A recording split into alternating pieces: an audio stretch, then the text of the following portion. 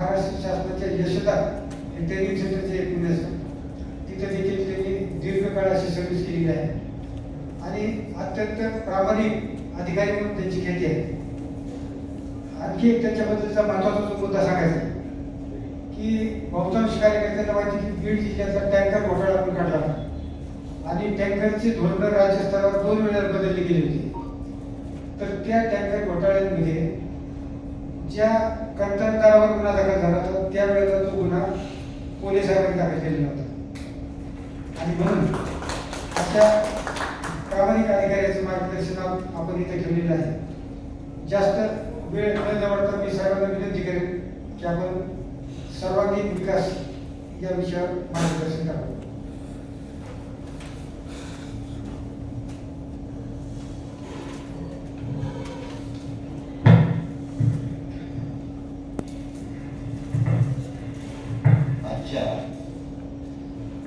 या आपल्या प्रशिक्षण शिबिरामध्ये उपस्थित श्री ॲडव्होकेट अजित देशमुख साहेब आणि उपस्थित सर्व महाराष्ट्राच्या कानाकोपऱ्यातून आलेले कार्यकर्ते बंधूंनो, व्यासपीठावरील मान्यवर आणि व्यासपीठाच्या समोरील मान्यवर प्रशिक्षणार्थी, तो 1-2 वर्षापूर्वी बीडमध्ये शिबिर झालं होतं. पुण्याहून येऊन उपस्थित राहिलो होतो. आता यावेळेस बीडहून पुण्याला जाताना इथं परत उपस्थित राहण्याचा माझा योग आलेला आहे.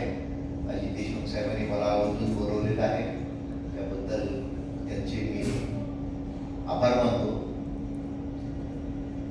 शुक्रिया आपका, थोड़ी सी जगह दी दिल में. शुक्रिया आपका, थोड़ी सी जगह दी दिल में. खूब तड़पाया लेकिन आ तो गए महफिल में. की आपली महफिल काही करमणुकीची महफिल नाही, राजकीय महफिल नाही, ही एक सामाजिक चळवळीत काम करणाऱ्या लोकांची महफिल आहे. इथे येणारा प्रत्येक जण स्वयंप्रेरणेतून काम करणार आहे. कुणाला गाड्या पाठवून आणलेलं नाही. लोक दुरून स्वयंप्रेरणेने आलेले आहेत. मी अजित देशमुख साहेबांना पहिल्यापासून पाहतो बीडमध्ये. त्यांची एक सामाजिक तळमळ खरोखर वाचण्यासारखी आहे. म्हणजे आजच्या युगामध्ये हे असे काही उदाहरणं निश्चितच वेगळे आहेत. असे थोडेफार लोक अजूनही आपल्या देशात आहेत, पण अगदी बोटावर मोजले होते. स्वातंत्र्यपूर्व काळामध्ये असे जे लोक होते, वेगवेगळ्या प्रकारच्या चळवळी होते. त्यावेळेस क्रांतिकारकांची चळवळ होती, अहिंसाच्या मार्गाने स्वातंत्र्य मिळवण्यासाठी काम करणारे लोकांची चळवळ होती, ज्याला आपण म्हणू जहालमतवादी, मवाळमतवादी, मध्यममार्गी असे 2-3 प्रकारचे लोक आपल्या देशाला स्वातंत्र्य मिळवण्यासाठी काम करत होते.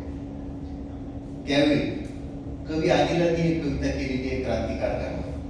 जे क्रांतिकारक त्या काळी इंग्रजांनी शिक्षण पद्धती चालू केली, त्यांचं प्रशासन चालवण्यासाठी एक शिकलेला नोकर वर्ग तयार करण्यासाठी त्यांनी शिक्षण पद्धती चालू केली. त्यातून बरेच जण त्या काळात सुद्धा जे काही प्रचलित शिक्षण तेव्हाच असेल ते शिक्षण घेऊन ब्रिटिशांच्या प्रशासकीय व्यवस्थेमध्ये नोकरी करू लागली. मग अशी नोकरी करण्याची संधी उपलब्ध असताना सुद्धा त्या काळात काही शिकलेल्या मुलांनी हा क्रांतीचा मार्ग निवडला, आंदोलनाचा मार्ग निवडला. त्यांना त्याही काळात नोकऱ्या मिळाल्या असत्या, त्याही काळात त्यांना सुखवस्तू जीवन जगता आलं असतं, पण त्यांनी तसं केलं नाही. एक वेगळा मार्ग निवडला आणि त्याच्यासाठी आपलं स्वतःचं बलिदान दिलं.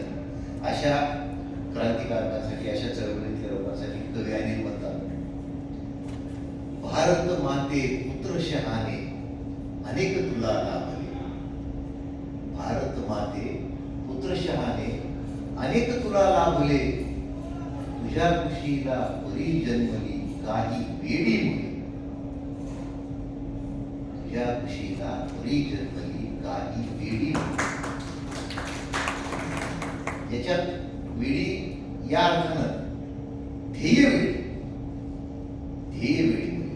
की ज्यांनी समाजापुढचा एक साधा चाकोरीबद्ध रस्ता सोडून वेगळा मार्ग निवडला. आणि तसंच आहे.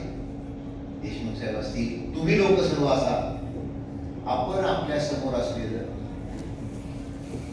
व्यावहारिक आणि चाकोरीबद्ध जीवन सोडून वेगळं काही करण्याकरता तुम्ही धडपडताय, आपण धडपडतो आहोत, हे निश्चितच या ध्येयवेडी मुलांसारखंच आहे.